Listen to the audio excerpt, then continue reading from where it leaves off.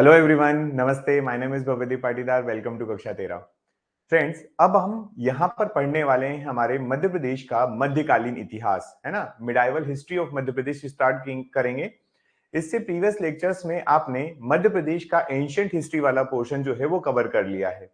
Last में हमने जो देखा था उसका मैं आपको एक ब्रीफ इंट्रोडक्शन अभी यहाँ पर दे देता हूँ और फिर हमारे मिडाइवल पर हम स्टार्ट करेंगे। तो आपने ये देखा कि हमारे पास जो हमारा प्रोटो हिस्टोरिक एज है उसके बारे में हमने पढ़ा, स्टोन एज, कैल्कोलिथिक एज जहां पर पढ़ी।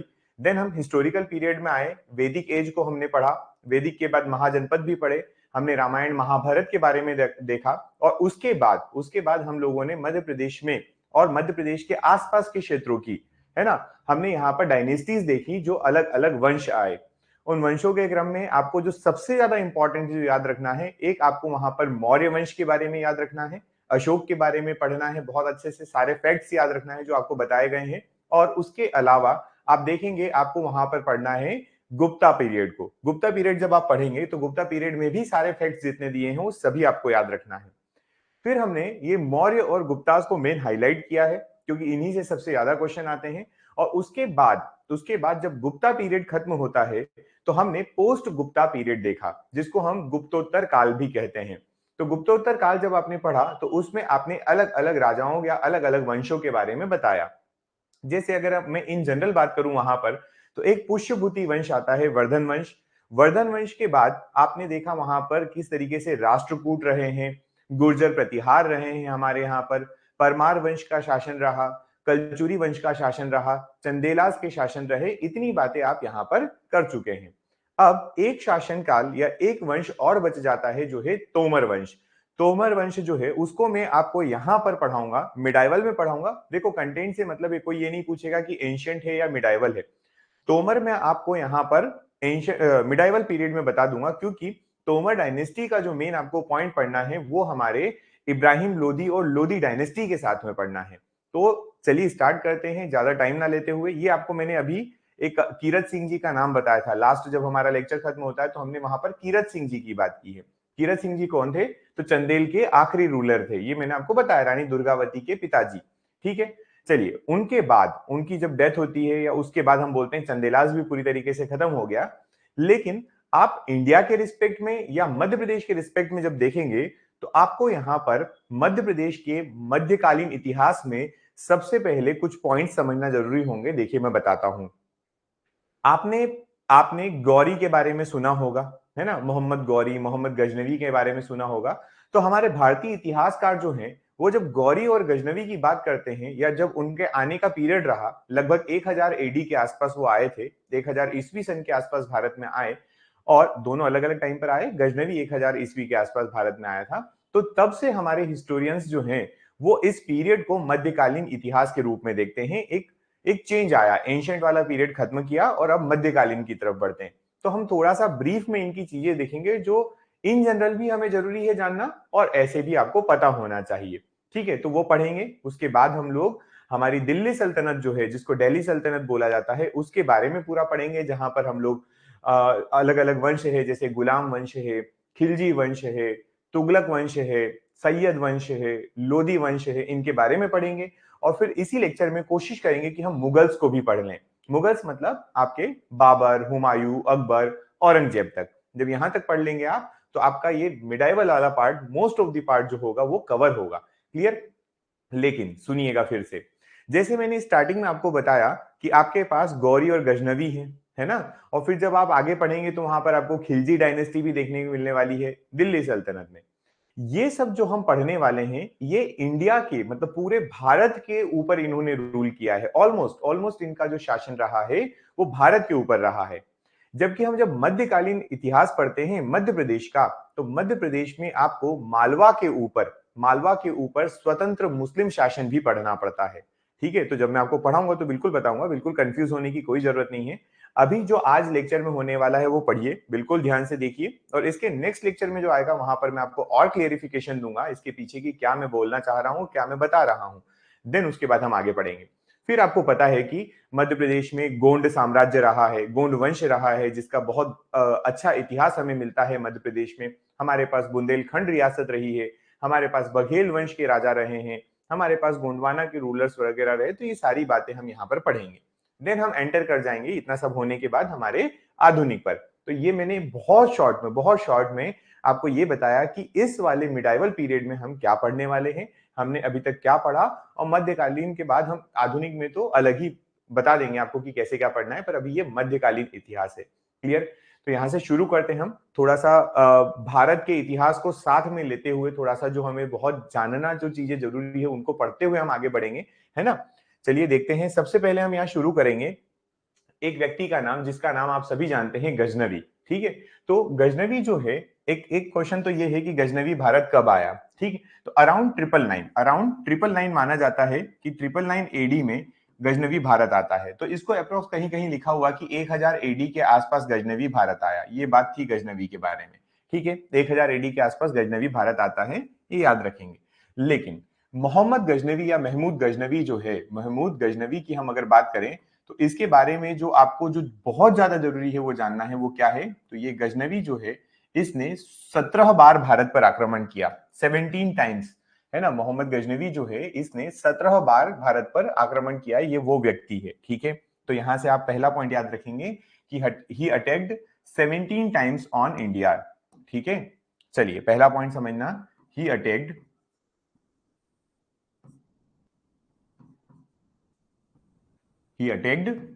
17 टाइम्स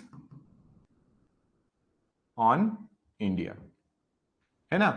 कहीं कहीं आपको बुक में लिखा रहेगा कि इसने सोमनाथ का मंदिर जो है वो कितनी बार लूटा, है ना। जनरली इसका पर्पस यही था, ये जब अटैक करता था तो इसका ये लूटपाट करने ही आता था, है ना। जब ये सोमनाथ पहुंचा तो इसने एक नहीं दो नहीं कई बार सोमनाथ मंदिर पर आक्रमण किया, और सोमनाथ मंदिर पर आक्रमण इसलिए कर रहा था क्योंकि इसको वहां से धन चाहिए था, ये वहां से धन लूटना चाहता था। ठीक है, और लूट कर ले जाता था, तो इसने कई बार सोमनाथ मंदिर पर आक्रमण किया।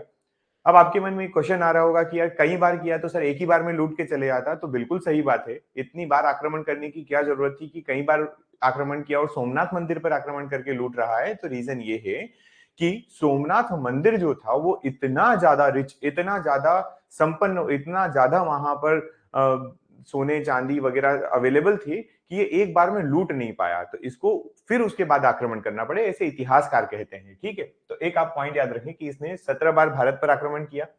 यहां से एक आप ईयर भी याद रखेंगे कि 1025 के आसपास, कब, 1025 1025 में इस व्यक्ति ने आक्रमण किया था सोमनाथ के ऊपर। 1025 में हम बोलेंगे इसने किसके ऊपर आक्रमण किया, अटैक्ड ऑन सोमनाथ टेम्पल। ठीक है, ये याद रखना, सोमनाथ टेम्पल पर जब इसने आक्रमण किया तो वो 1025 में किया था, पहला पॉइंट। अच्छा, इसी से रिलेटेड दूसरी बात कि जब इसने सोमनाथ पर आक्रमण किया तो वो अटैक कौन से नंबर का था, है ना, 17 बार किया ना, तो दिस वाज, है ना, हम यहां से याद रखेंगे कि ये इसका 16वां आक्रमण था। कौन सा आक्रमण था, 16वां आक्रमण। तो हम यहां से कह रहे हैं दिस वाज 16th अटैक। ठीक, 17 में से 16वां जो ये था। ठीक है, इसने क्या किया, मंदिर से लूटपाट तो की ही की, साथ में वहां से बहुत सारी मूर्तियां जो है, गर्भगृह की मूर्ति और बहुत सारी मूर्तियों को, गर्भगृह की मूर्ति को तो नहीं, उसने बहुत सारे मंदिर की चीजों को क्षति पहुंचाई थी, है ना। अच्छा, जब ये सोमनाथ पर आक्रमण कर रहा था तो क्या सोमनाथ वाले क्षेत्र में कोई रूलर था, ये भी पॉइंट याद रखेंगे यहां से कि जब इसने आक्रमण किया, है ना, तो यहां से याद रखना कि ड्यूरिंग हिज अटैक, है ना, इसका जो अटैक था, इसने जब आक्रमण किया, द रूलर ऑफ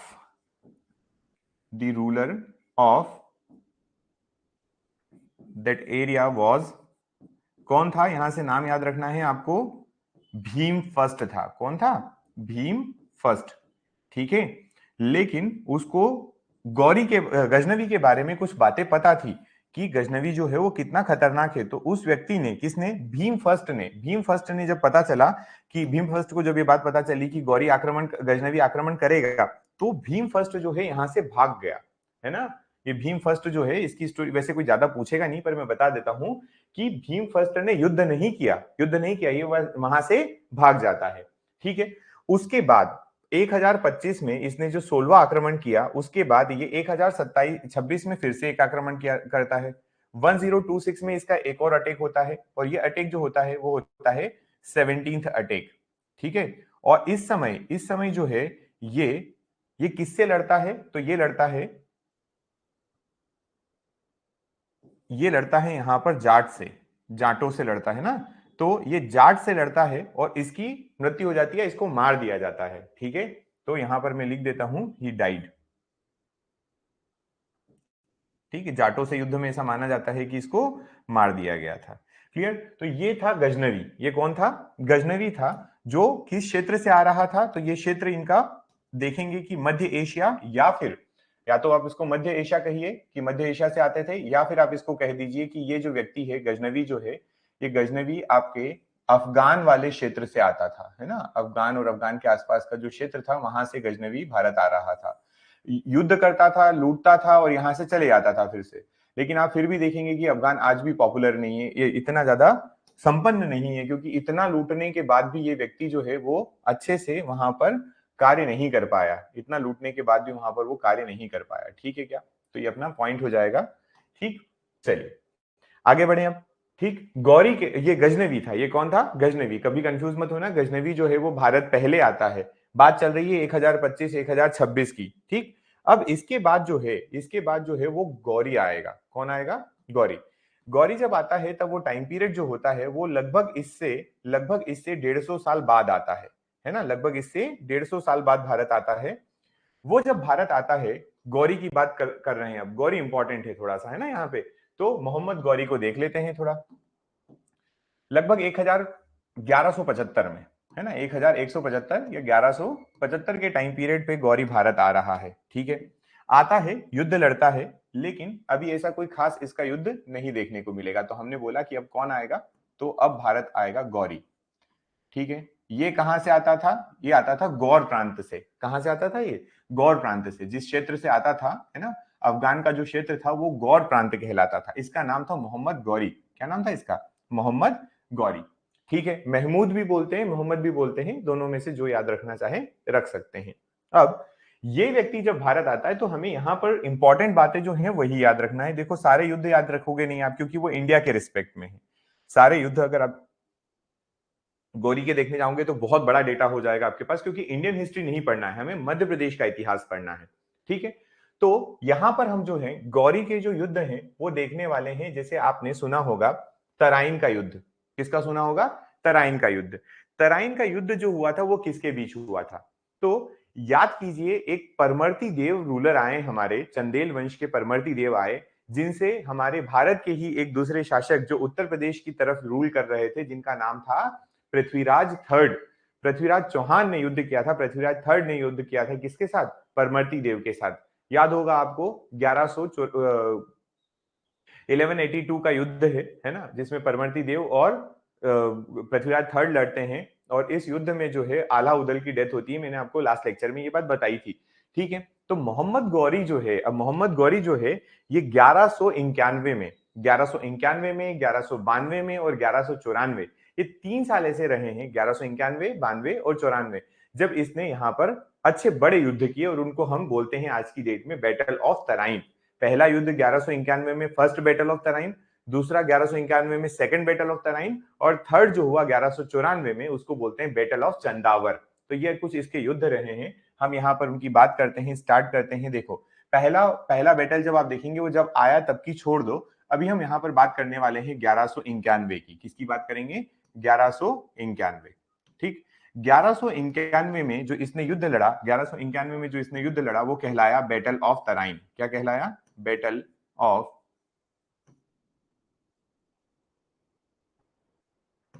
तराइन। ठीक है, तराइन का युद्ध, इसको क्या बोलते हैं? तराइन का युद्ध।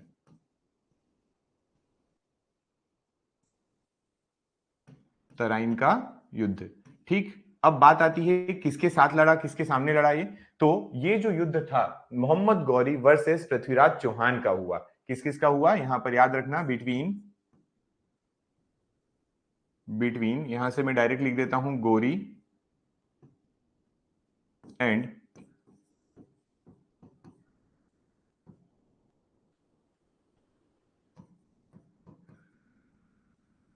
पृथ्वीराज थर्ड। पृथ्वीराज चौहान है, ये थर्ड है। ठीक है, राय पिथोरा, मैंने इनका नाम आपको बता दिया है पहले भी। पृथ्वीराज थर्ड को किस नाम से जाना जाता है? राय पिथोरा के नाम से। ठीक, तो एक तो बैटल हुआ 1191 का। अगला जो बैटल हुआ वो हुआ 1192 में, है ना, 1192। अच्छा, हमें ये भी बताना जरूरी है कि ये जो बैटल हुआ था 1191 में, इसमें कौन जीता था? तो यहां से आप याद रखना कि ये बैटल जो था वो जीते कौन थे? वो जीते थे पृथ्वीराज चौहान। पृथ्वीराज चौहान ये युद्ध हार गए थे, जीत गए थे, लेकिन उन्होंने गौरी को छोड़ दिया, है ना, उन्होंने गौरी को छोड़ दिया। और यही शायद हमारे इतिहास में एक टर्निंग पॉइंट था कि अगर वो गौरी को उस समय नहीं छोड़ते तो शायद हमारा इतिहास कुछ और होता। लेकिन गौरी को छोड़ा, गौरी वापस गया, और गौरी जब वापस गया तो एक साल बाद पुनः आता है अपनी सेना लेकर 1192 में।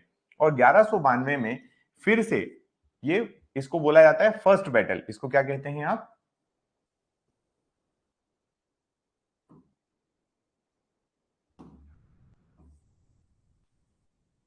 1 सेकंड, है ना।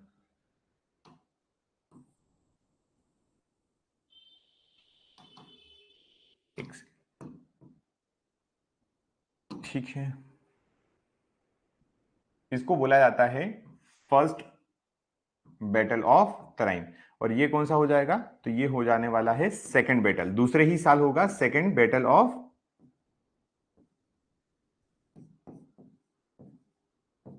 तराइन। ठीक है, इसको बोलते हैं तराइन का प्रथम युद्ध, और ये हो जाएगा आपका तराइन का द्वितीय युद्ध। ठीक है, और ये जो दूसरा युद्ध हुआ ये भी किस किस के बीच हुआ? तो सेम अपोनेंट और सेम व्यक्ति थे यहां पर भी। वो होता है गौरी वर्सेस पृथ्वीराज।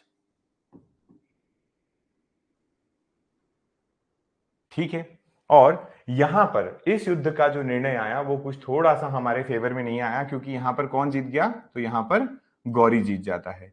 जीतता ऐसे है, देखो इसकी भी छोटी सी स्टोरी है। होता यह है कि जो हमारे पृथ्वीराज होते हैं, पृथ्वीराज जो हैं ये युद्ध कर रहे थे, पहले शक्तिशाली थे, पहले युद्ध में भी जीते ये, और दूसरा युद्ध भी ये जीत जाते। पर इन्हीं का एक जो सहायक था, इनके साथ में एक राजा था जो इनको क्या करता है? धोखा देता है।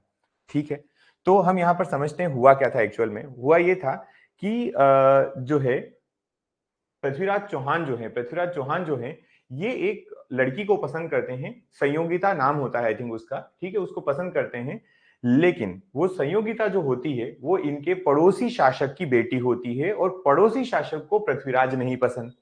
बट ये पृथ्वीराज जो होते हैं ये जबरदस्ती उससे शादी कर लेते हैं, उनका अपहरण कर लेते हैं संयोगिता का। तो पृथ्वीराज के अगेंस्ट तो था एक व्यक्ति जो उनके फादर, अभी बता रहा हूं मैं आपको। ठीक है, तो जयचंद नाम था उनका, है ना। तो जयचंद की बात चल रही है, उनके बेटी संयोगिता से ये शादी कर लेते हैं जबरन पृथ्वीराज थर्ड।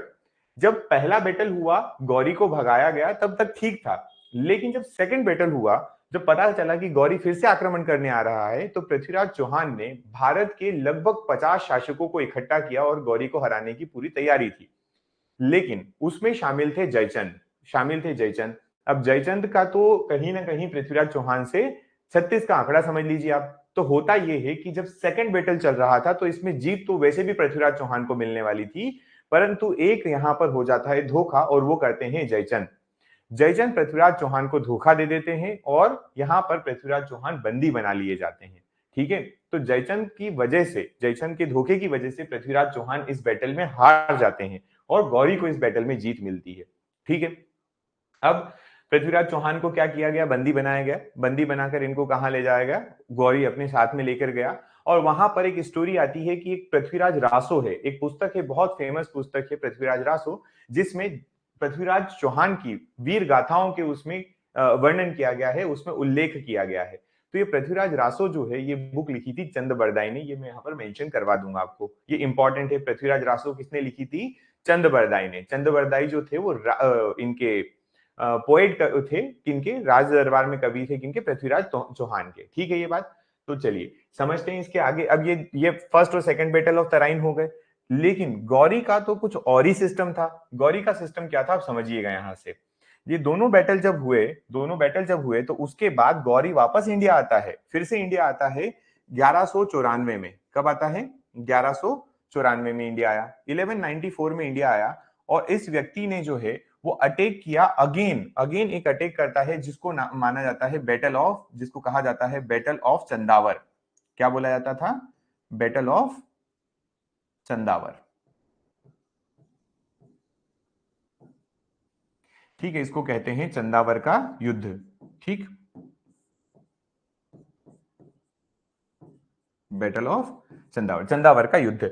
ये जो बैटल ऑफ चंदावर हुआ, इस बैटल में अब गौरी को देखिए जरा, गौरी का पिछले युद्ध में जीतने में सहयोग किसने करा? वो किया जयचंद ने। लेकिन गौरी इस बार इस चंदावर के युद्ध में जयचंद के अगेंस्ट आ जाता है, और यहां पर जो फाइट होती है या युद्ध होता है वो होती है गौरी वर्सेस जयचंद।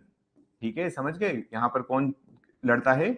गौरी और जयचंद लड़ते हैं, और इस बैटल में जो है वो गौरी जीत जाता है।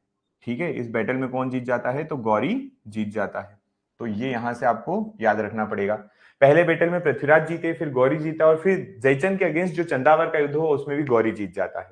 ठीक है, चलिए अब गौरी के बारे में थोड़ा ये भी समझिएगा कि गौरी जब युद्ध करता था या युद्ध जीत जाता था यहां पर, तो खुद शासन नहीं कर रहा था, शासन नहीं कर रहा था, अपने गुलाम या अपने स्लेव्स को लेकर आता था, गुलामों को लेकर आता था, और भारत में वो जो जीता हुआ प्रदेश है उसकी सुरक्षा और उसको देखने के लिए छोड़कर चले जाता था। तो गौरी का ये सिलसिला चलता रहा, भारत आता, शासन युद्ध करता, जीतता, और शासन करने के लिए अपने गुलाम या अपने स्लेव को यहां पर छोड़कर चले जाता। 1206 एक ऐसा टाइम पीरियड था, है ना, जब गौरी फिर से इंडिया आता है। 1205 के समथिंग माना जाता है कि वो गौरी भारत आया, लेकिन 1206 में जब वो वापस जा रहा था तो गौरी की रास्ते में कुछ एक समुदाय, जनजाति समुदाय था, उसने हत्या कर दी। ठीक है, एक जनजाति थी, उसने उसकी हत्या कर दी और गौरी यहां से खत्म हो जाता है। तो 1206 का आप वर्ष याद रखिएगा, 1206 इंडियन हिस्ट्री का ये ईयर एक टर्निंग पॉइंट है। अगेन 1206 में आप यहां से ध्यान दीजिएगा कि 1206 में, अरे, गौरी की मृत्यु हो जाती है। 1206, 1206 वो ईयर है जब गौरी की क्या हो गई? डेथ हो गई।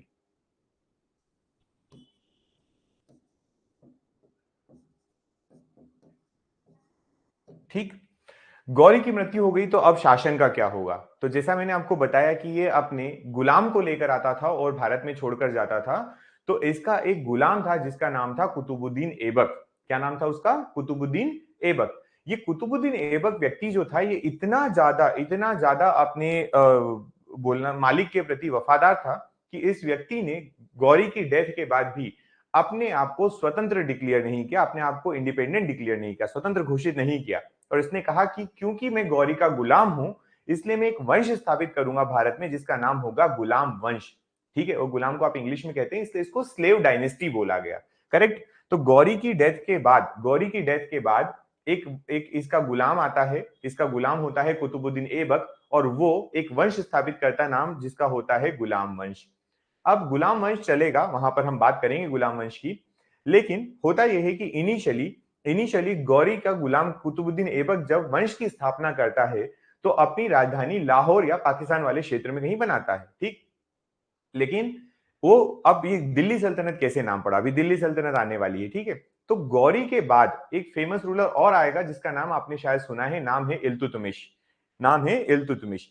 इल्तुतमिश अपनी कैपिटल दिल्ली को बनाता है, अपनी राजधानी दिल्ली को बनाता है, और उसके बाद इल्तुतमिश वाली ये आपकी पूरी डायनेस्टी कौन सी हो गई? स्लेव डायनेस्टी, गुलाम वंश हो गया।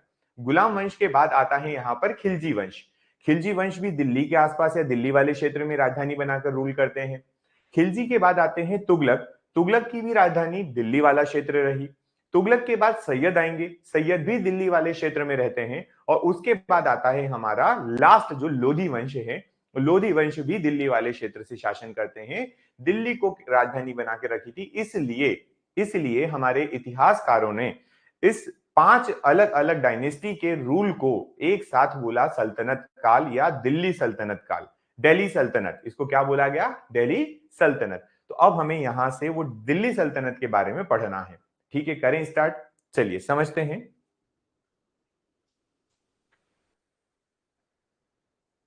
चलिए,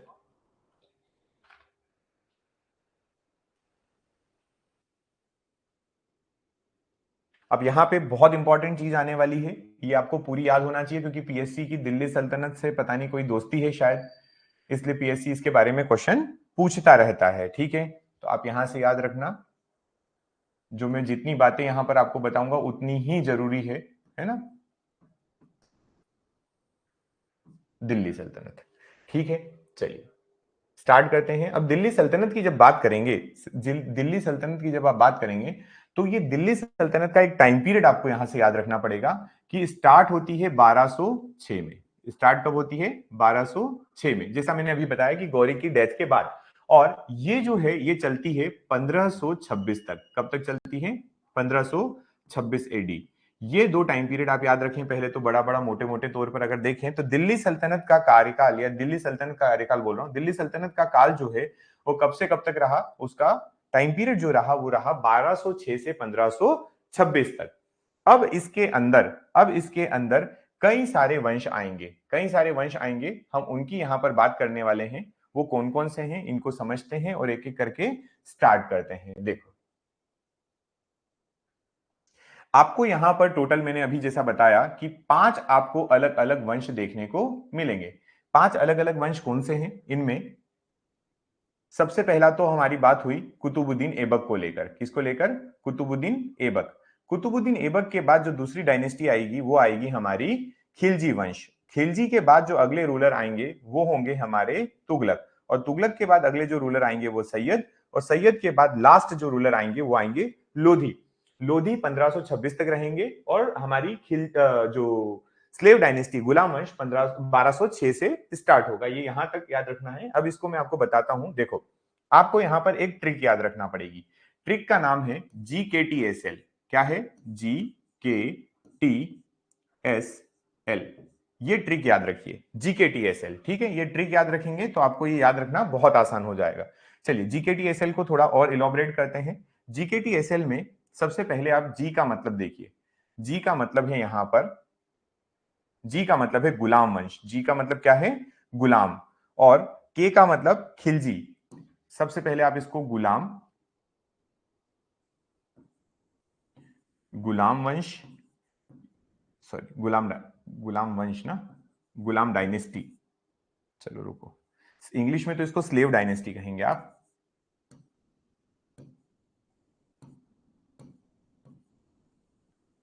स्लेव डायनेस्टी, इसका आप हिंदी बोलेंगे तो इसको बोलेंगे हम लोग गुलाम वंश।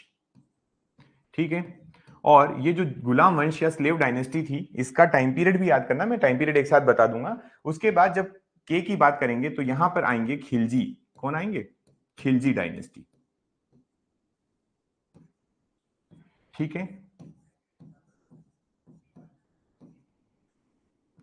खिलजी वंश। इसके बाद हमारे पास है टी। टी का मतलब है यहां पर तुगलक, तुगलक डायनेस्टी। तुगलक डायनेस्टी का मतलब तुगलक वंश।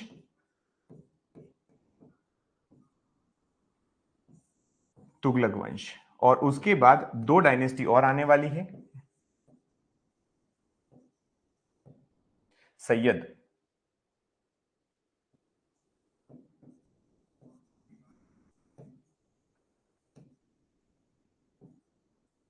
सैयद डायनेस्टी।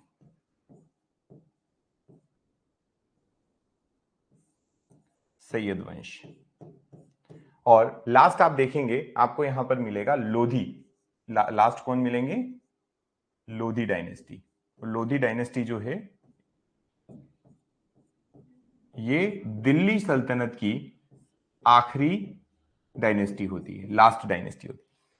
अब अगेन यहां से भी सेम क्वेश्चन कि इनका टाइम पीरियड क्या रहा वो बता दो, तो टाइम पीरियड बता देते हैं।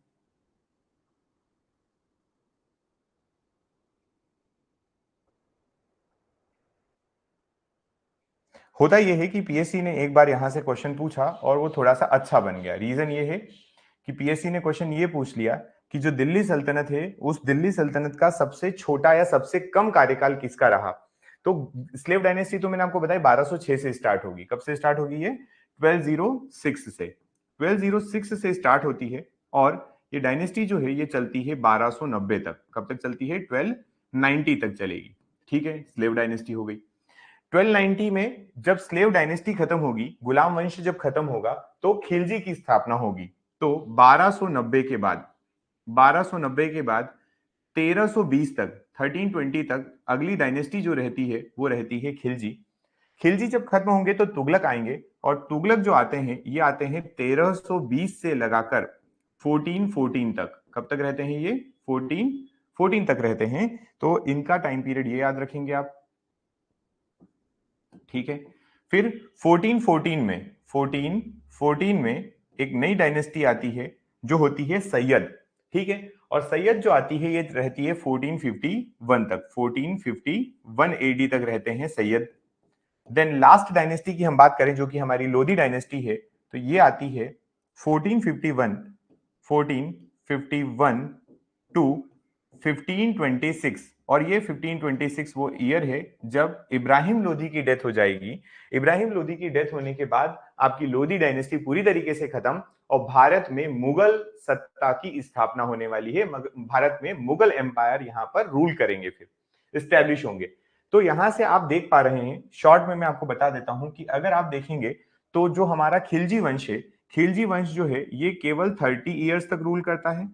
खिलजी वंश ने कितना रूल किया? 30 ईयर्स तक।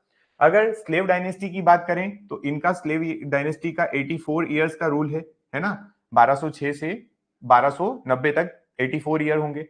ये 30 ईयर रूल करती है। अगर हम लोग बात करते हैं हमारी तुगलक डायनेस्टी की, तुगलक डायनेस्टी जो है, तुगलक डायनेस्टी काफी समय तक रूल करती है, और टाइम पीरियड होता है अराउंड 94 ईयर्स का। 94 ईयर्स तक ये रूल करते हैं, 1320 से लगा के 1414 तक।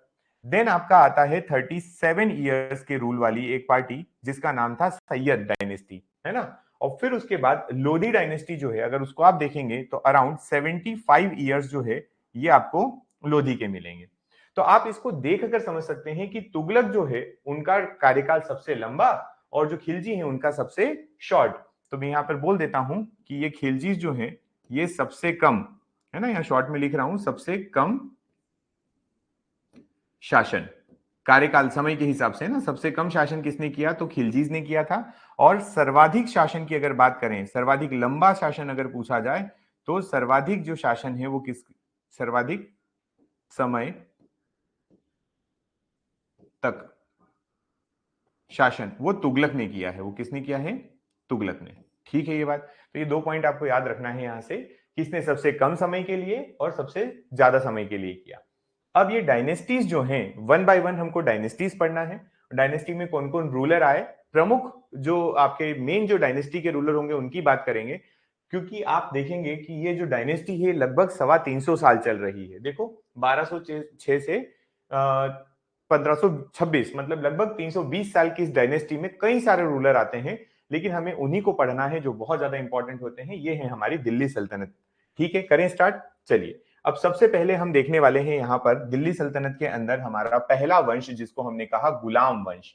पहला वंश कौन सा है हमारा? गुलाम वंश। ठीक है, चलिए इसको आप कहेंगे स्लेव डायनेस्टी।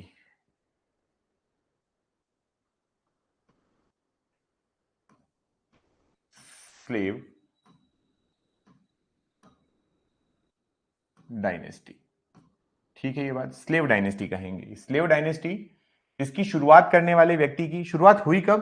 तो हम बता सकते हैं यहां से कि ये 1206 में स्टैब्लिश होती है, और ये कब तक रहती है? तो ये रहती है 1290 एडी तक। ठीक है ये बात, 1206 में शुरुआत होती है और 1290 तक रहती है। इसके बारे में पहला एक व्यक्ति जो आप याद रखेंगे, वो व्यक्ति कौन है? तो इसका संस्थापक या इसका एस्टेब्लिशर बात करते हैं हम लोग, कौन था? तो वो था कुतुबुद्दीन ऐबक। कौन था? कुतुब उद्दीन ऐबक। ठीक है, क्या नाम था इसका? कुतुबुद्दीन ऐबक। ये कुतुबुद्दीन ऐबक जो था, कुतुबुद्दीन ऐबक, इस ऐबक ने स्थापना की थी किस वंश की? तो उसने स्थापना की थी गुलाम वंश की। ठीक है, गुलाम वंश की। ये तो यहां पर मैं लिख दूं कि ये कौन था? ये था founder of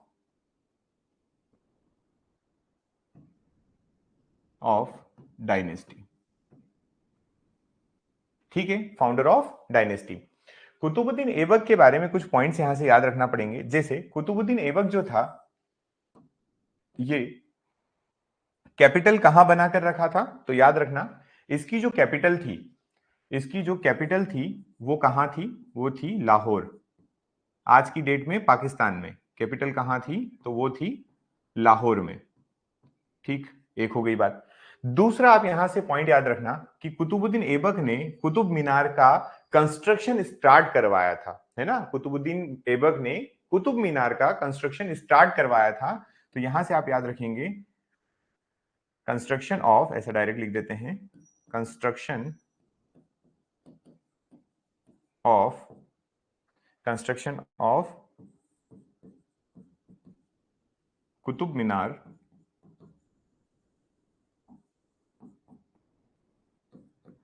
started.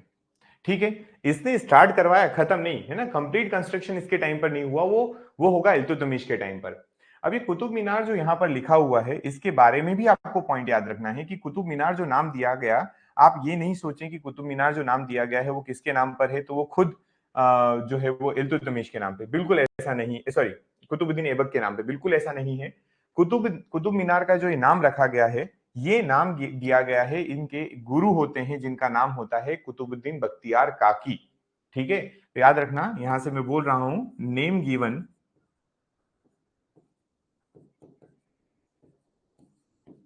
On Qutubuddin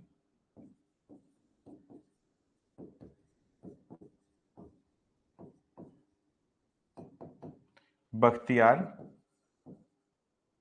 काकी। ठीक है, ये इनके गुरु थे। कुतुबुद्दीन बख्तियार काकी के नाम पर कुतुब मीनार की जो है स्थापना, नाम उसका जो रखा गया, उनके नाम पर रखा गया। अच्छा, और पॉइंट्स कुतुबुद्दीन ऐबक के बारे में याद रखें तो देखिएगा, कुतुबुद्दीन ऐबक जो है, ये कुतुबुद्दीन ऐबक पोलो खेलते हुए मृत्यु हो गई थी इसकी। 1210 के आसपास की बात है, 1206 में तो स्टैब्लिशमेंट हुआ है, 1206 में स्टैब्लिशमेंट है, 1210 में इसकी हो जाती है डेथ। तो डेथ कैसे होती है, तो ये गेम खेल रहा था और गेम का नाम था चोगान। गेम का नाम क्या था, चोगान था, जो आज की डेट के पोलो जैसा था। तो घोड़े पे से ये गिर जाता है और इसकी डेथ हो जाती है। तो हम यहां से याद रखेंगे, अगला पॉइंट याद रखेंगे कि 1210 में he died after fall from horse while playing चोगान।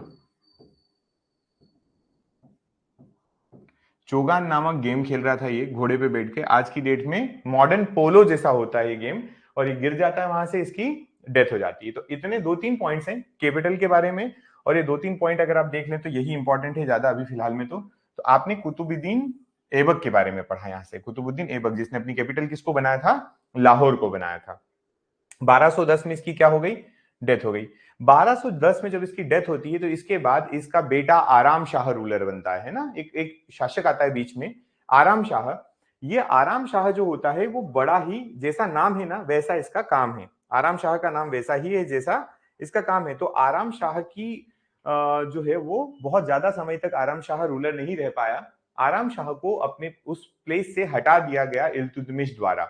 अब इल्तुतमिश कौन था, तो जैसे हम कुतुबुद्दीन ऐबक की बात करते हैं, कुतुबुद्दीन ऐबक कौन था, तो आप इसको बता सकते हैं कि कुतुबुद्दीन ऐबक जो है वो स्लेव है गौरी का, है ना। कुतुबुद्दीन ऐबक जो है ये कौन है, तो स्लेव ऑफ गौरी। यहां से एक पॉइंट और आप याद रख सकते हैं कि ये कौन था, ये था स्लेव ऑफ गौरी। ठीक है, गौरी का गुलाम कौन था, वो था कुतुबुद्दीन ऐबक। लेकिन कुतुबुद्दीन ऐबक का भी स्लेव था इल्तुतमिश। तो अगला व्यक्ति जो आ रहा है जिसका नाम हमें यहां पे याद रखना है, वो है इल्तुतमिश। ठीक,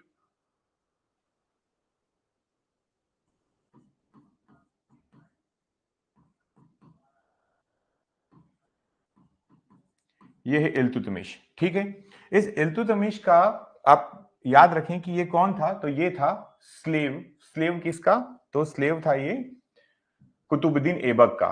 स्लेव था कुतुबुद्दीन ऐबक का, इसलिए इल्तुतमिश को स्लेव ऑफ स्लेव भी कहा जाता है। इसको किस नाम से जाना जाता है, इसको जाना जाता है स्लेव ऑफ स्लेव के नाम से,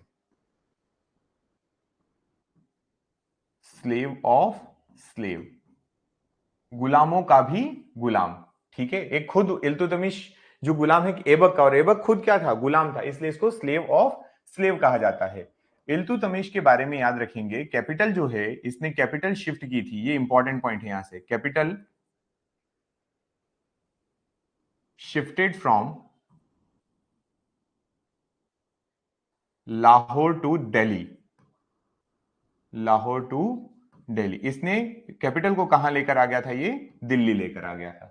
ठीक है, इल्तुतमिश के बारे में ये बात ठीक है यहां तक। चलिए इसके बाद आगे बढ़ते हैं।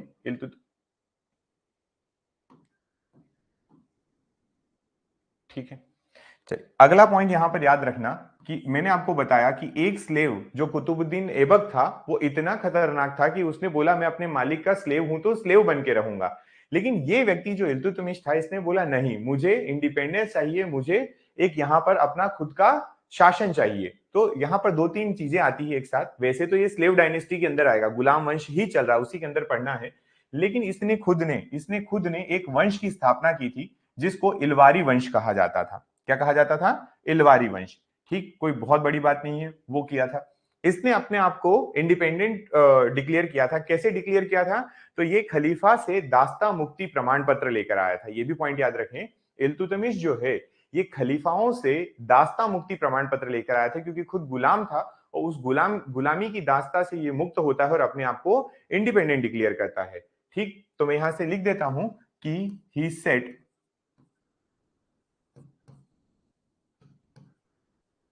himself as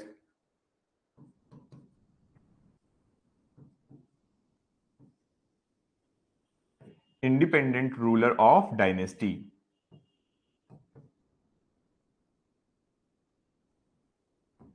इसने आपको अपने आप को कैसा शासक घोषित कर लिया था, कैसा बना लिया था, तो इंडिपेंडेंट रूलर बना लिया था।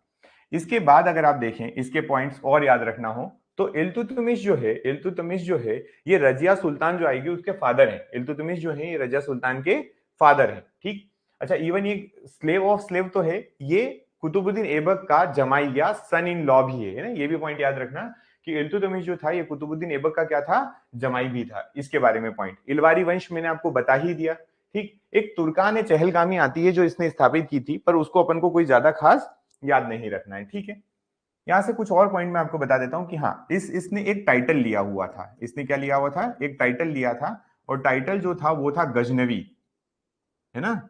टाइटल का नाम क्या था, टाइटल खुद गजनवी के नाम से लिया था। ये पॉइंट याद रखें। मैंने आपको कैपिटल शिफ्ट बता ही दी है इसकी, ये भी पॉइंट याद रखें। तुर्कान चहलगामी इतना जरूरी नहीं है, इसने स्टैब्लिश की थी वो बताना।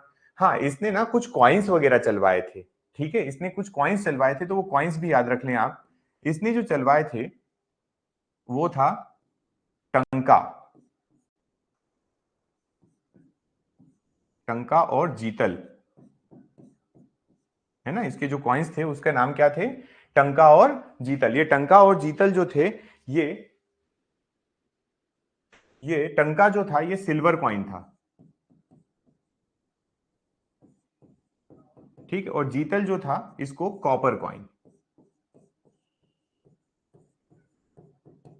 ठीक है, ये चलवाए थे इसने, कॉइन्स इसने चलवाए थे। ठीक है, और क्या याद रखेंगे इसके बारे में,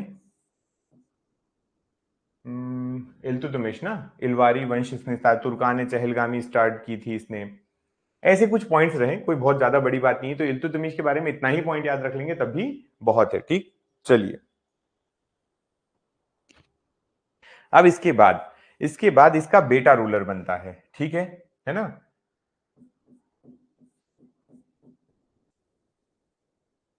after him his son become ruler.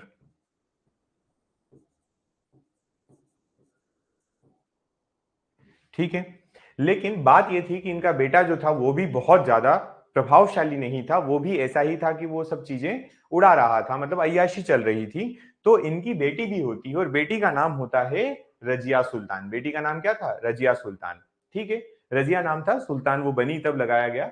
तो यहां से पॉइंट याद रखें कि एक बार क्या होता है कि ऐसा माना जाता है कि अगर पढ़ने के बाद जब व्यक्ति बाहर निकलता है वहां से, नमाज पढ़कर जब बाहर निकलता है तो उससे लाल या काले कपड़े में अगर कोई बैठी बैठी महिला उससे कुछ मांगती है तो वो उन्हें देना पड़ता है। तो रजिया ने ये ट्रिक लगाई थी कि वो जब नमाज पढ़ के बाहर निकले तो जनता से उन्होंने एक आग्रह किया कि उनके भाई के खिलाफ विद्रोह किया जाए, क्योंकि उनका भाई जो है वो एक अच्छा शासक नहीं है। क्लियर? तो यहां से समझ में आता है कि ये जो इनका बेटा था, इसको रुकनुद्दीन करके समथिंग कुछ नाम था, इसका एग्जैक्ट नाम रुकनुद्दीन ही है शायद। तो उसके खिलाफ रजिया सुल्तान ने युद्ध किया, या मतलब एक तरीके से विद्रोह करवाया और अपना खुद का प्लेस ले लिया रजिया सुल्तान ने, एज ए सुल्तान गद्दी पर जाकर बैठी।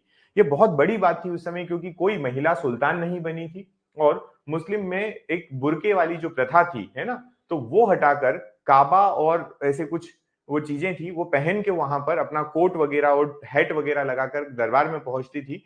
बिल्कुल उसका आचरण जो था वो पुरुषों की तरह था और वो पुरुषों को ऑर्डर दे रही थी। इसलिए रजिया सुल्तान का कार्यकाल भी ज्यादा नहीं चल पाया और इंटरनल उनके डिस्प्यूट्स हो गए, आंतरिक विद्रोह के कारण रजिया सुल्तान को भी वहां से हटा दिया गया। ठीक है, रजिया सुल्तान का नाम आ ही गया है तो आप एक पॉइंट उसके बारे में याद रख लें जरूर कि रजिया सुल्तान जो है ये भारत की पहली महिला शासिका मानी जाती है ना। इनको भारत की पहली, आप रजिया सुल्तान को क्या बोलोगे, ये भारत की पहली महिला शासिका है। ठीक है, रजिया सुल्तान।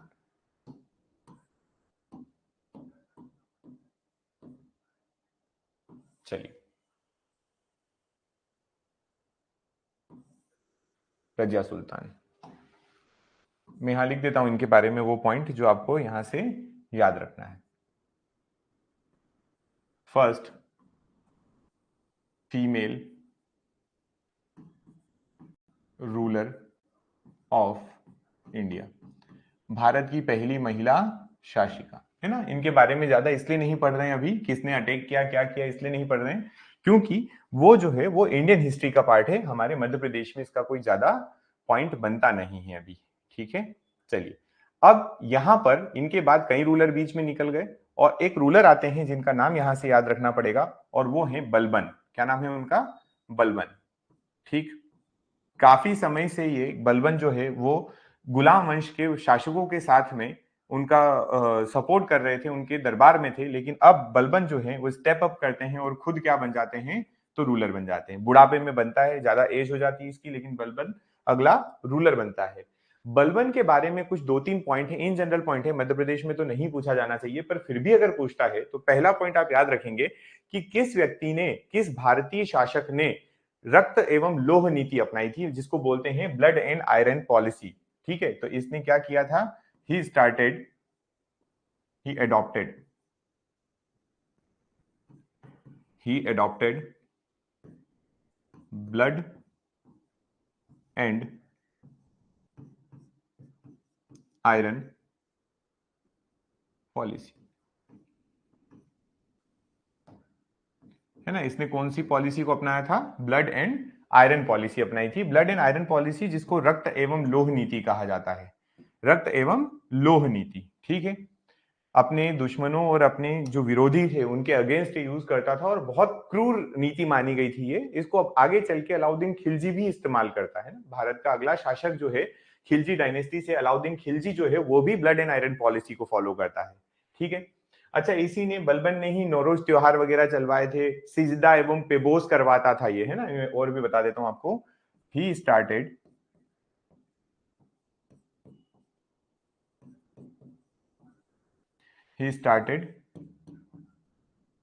सिजदा एंड पेबोस। ठीक है, इसको क्या बोला जाता था? इसको बोला जाता था सिजदा एवं पेबोस। ठीक, ये क्या था, तो ये जब आप जो है सुल्तान के सामने जाते हैं तो सुल्तान के सामने आप डायरेक्टली नहीं जा सकते हैं, उसको आपको झुक कर प्रणाम करके जाना होगा, और ऐसा है कि उसके जाकर पैरों को चूमना पड़ेगा। दो अलग अलग प्रोसेस है ये, है ना, है ना। सर जब भी होंगे तो आप सर झुकाएंगे, ये बात याद रखना। और फिर दूसरा पॉइंट आप याद रखेंगे कि 1 सेकेंड, आप जब भी सरदार के पास जाएंगे तो उसके पैर को चूमेंगे। ये सिजदा एवं पेबोस थी। ठीक, ये किसकी थी? बलबन की थी। बलबन बड़ा ही खतरनाक माना गया है, शासक माना गया। अब बलबन के बाद, बलबन की इसने तुर्कान चहलगामी खत्म कर दी थी। 40 सरदारों का समूह था तुर्कान चहलगामी। इंडियन हिस्ट्री का पार्ट है, आपका नहीं है तो कोई बात नहीं। तो बलबन के बाद कोई खास रूलर नहीं आए और ये डायनेस्टी जो है वो एंड होती है। एक व्यक्ति आता है जिसका नाम होता है, बता देता हूं मैं आपको, केकुबाद या केकुबाद, उसको दोनों नाम से बोला जाता है। नाम क्या था?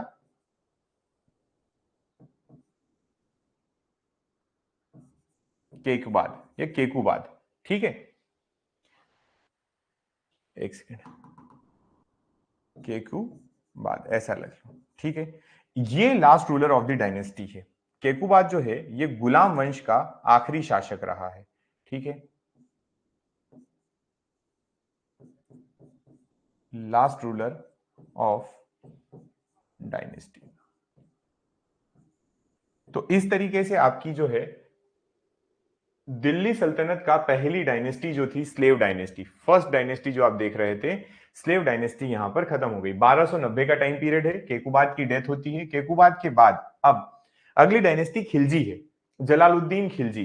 ठीक है, तो वो खिलजी वंश की स्थापना करने वाला है। खिलजी वंश के बारे में देखते हैं अब। ठीक है,